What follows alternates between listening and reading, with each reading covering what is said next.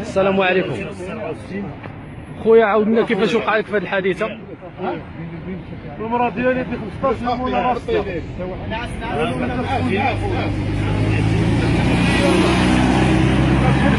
على ولادي اخويا ودايره بيا بقلب الحكامه النفقه، وانا ما كانش نعطيها النفقه كتسبق عليا 15 يوم ولا 7. هاد النهار انا جيت وكنت كباز الداويه واحد البارتنير واقفه تطلعوا فيها هي وولادي انس وريتاج، طلعوا ركبوا اللور وديمارا ولا طرت على الفوله بقى جرجرين من الراس ديال الرومبوان حتى لهنا عباد الله كلهم شادين. موربوان هذه ديال الضحى ديال عرس الزيتون. الرومبوان عرس الزيتون انا ساكن في 425 شقه 20. هذيك 15 يوم هي مجريه عليا بالدار اخويا.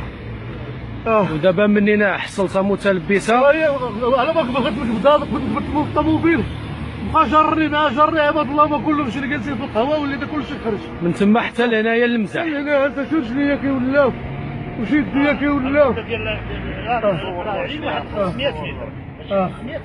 ولا كنعقل عليه بسيبته محاولة الخطف ولادي راكبين معاها هي ولادي. انا خويا انا عتقوني لوجه الله.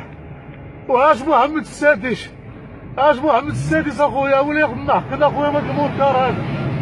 وهاد السيد هذا تعقل عليه في الوجه ديالو. نعرفو مزيان الا شفت نعرفو مزيان ما يخفاش عليا اخويا.